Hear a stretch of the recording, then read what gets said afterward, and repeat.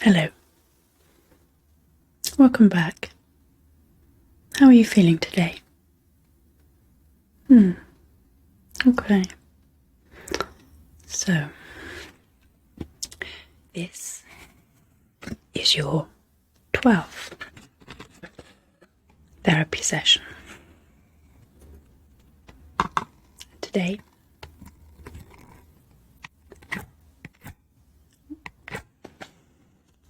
I'm going to be showing you one of two strategies to help you to overcome your fears. So, challenging things or things that you find challenging that you might have been avoiding. Okay, now, if you would like a reminder of what we talked about in our last session, you can watch it here. Those sessions should pop up on the screen. Okay, now, before we look at this strategy, let's just think about how things have been for you over the last week. You keep a daily diary for me where you record how you feel each day and also any significant thoughts that are linked to those feelings. And this is a really important way of helping you to step back a little bit from things, particularly when you're finding them difficult or challenging.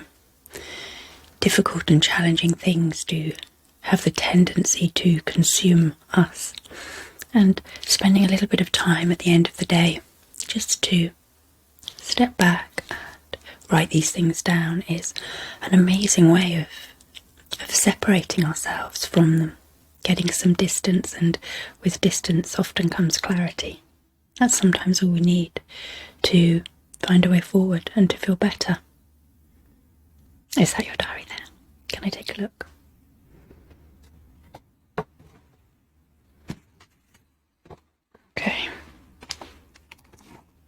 Okay. Not a bad week. A little bit of a blip around the midweek point. But generally, not bad. Okay. Now, let's look at this strategy. And as I said, it's a strategy to help you to face situations that you find challenging and that you might have been avoiding up until this point. It's a way of building your confidence so you can get back out there and do all the things that you need to do, but also that you want to do. So I'm going to use an example which may or may not apply to you, but it's a good example to illustrate this strategy. So kind of listen, and then hopefully you'll be able to take it away and generalize it to your particular challenge or situation. Okay. So the challenge in this case is being afraid to travel on the train. It is actually quite a common problem, particularly underground trains, I think, are very challenging for people. It kind of goes against our survival instinct to be enclosed somewhere. So it's a common problem for people, but it's a good problem to illustrate this point. So what we need to do first of all is to break down the challenge into manageable portions. So if we think about a train journey, let's break that down into steps. So what would be the first step if we were going to tackle this problem? Okay, good. So I think it's a good place to start. Driving to the train station. What next? Standing on the platform comes next. Getting on the train and sitting in there. Sitting on the train in the station. Okay, travelling 1 stop. Yeah, travelling 2 stops. Travelling 3 stops. So on. Okay, so you get the idea. So you've taken what seems like a quite overwhelming challenge for some people, a whole train journey, kind of broken it down into smaller, what will feel like more manageable portions. Now, before we get into the practical part of this strategy, there's a few preparatory things we need to do. So the first one is to consider what the worst case scenario is for travelling on a train for someone who's afraid of taking that journey. What do you think that would be? Yes, I think that's a common fear, that you're going to have a panic attack or an anxiety attack and collapse or do something else that's quite socially embarrassing.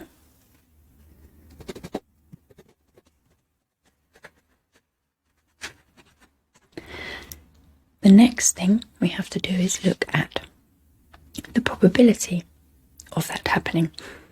Because what often happens when we get anxious about something is we muddle up possibility and probability. So most things are possible. We have to look at how likely they are, how probable they are, because these two things aren't the same. So for example, it's often the case that someone who fears something like travelling on a train, they may have had 1 panic attack in the whole course of their train travelling career. So it's in their mind that it's possible. But then they compare that to how many times they've travelled on the train and they haven't had a panic attack. They might have felt uncomfortable, but it's never developed into the worst case scenario. So what we do here is we use our past experience to kind of estimate probability as a percentage. So in this case it's happened once, and maybe you've been travelling on the train hundreds of times, so it would be 0.0 something percent. So if we said something like, I don't know, 0.05%. So you can see that it's possible, but the probability is very, very low. But these two things get tangled up in our mind when anxiety kicks in. Okay. Right.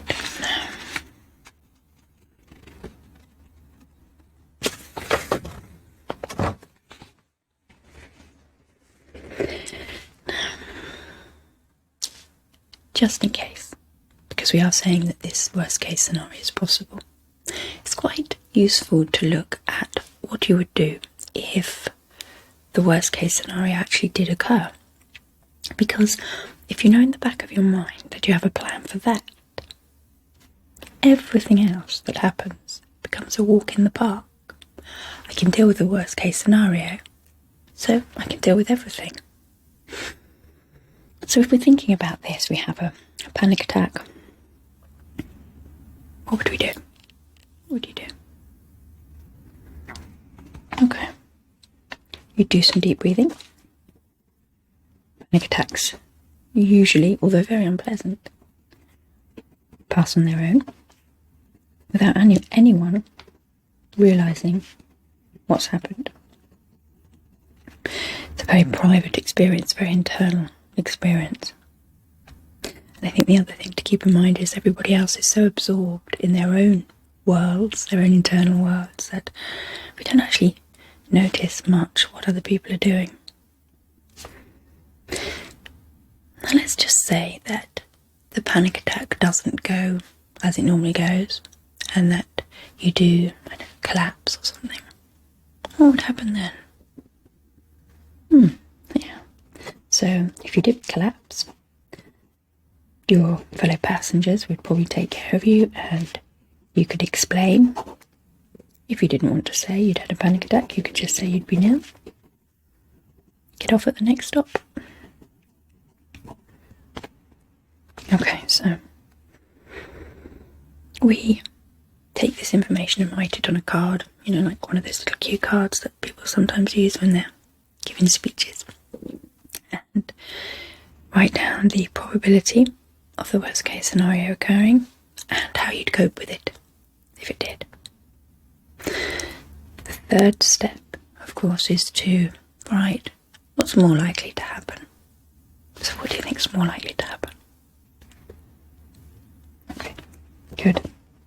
So what's more likely to happen is you'll feel uncomfortable, a bit anxious, and it will pass.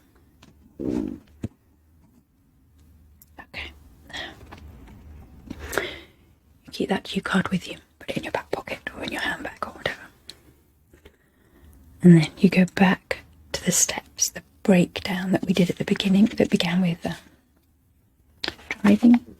driving to the train station. So we start there, and we practice, or you practice, each step over and over again until your anxiety comes all the way down.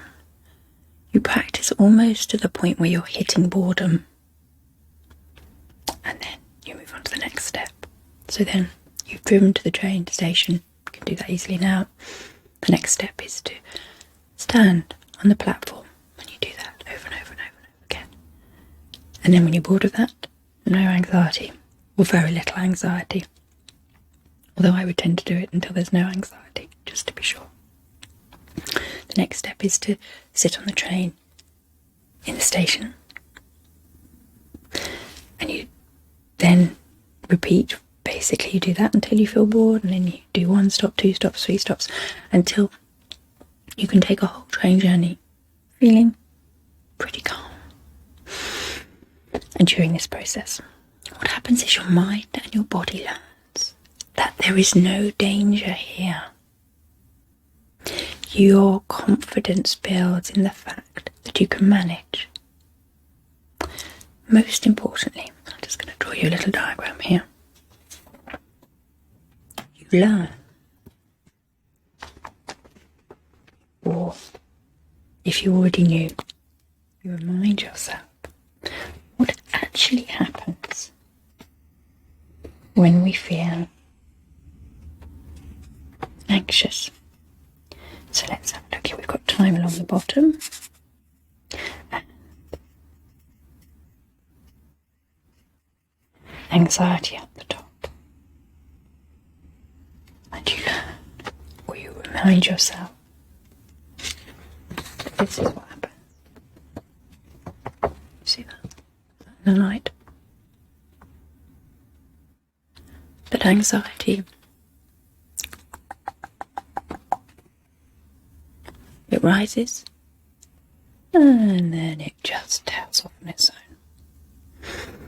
It doesn't do what we often imagine it's going to do.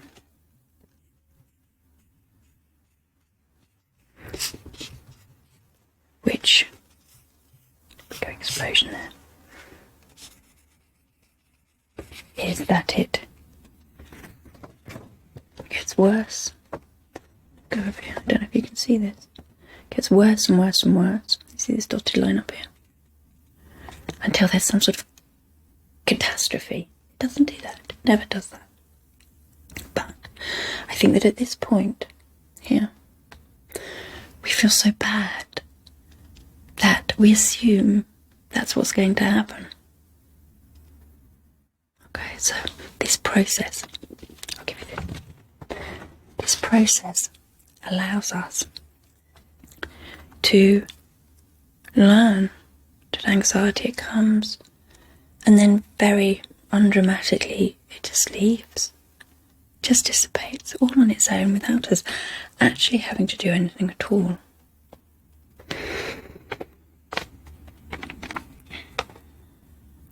Doing this will build your confidence generally as well.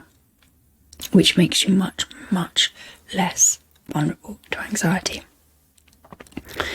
Now, if the challenge that you're struggling with can't be easily broken down into sections like a train journey, what you can do is cluster together similar activities and rank them in terms of their difficulty out of 10, 1 being easy, 10 being really difficult, and then work through them from easy to hard, gradually kind of mastering each one, building your confidence before you move on to the next one.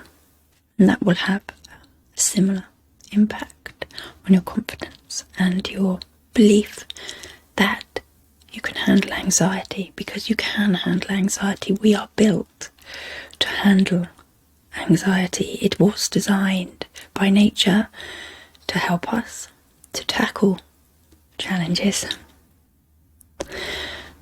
But sometimes our mind takes over and, as in the diagram, predicts these catastrophic outcomes that simply don't occur. Okay, so I hope that was helpful. It's given you something to think about over the course of the next week. And I will look forward to seeing you for another therapy session at the same time next week. So, I hope that you enjoy the rest of your day. You take care. Bye bye.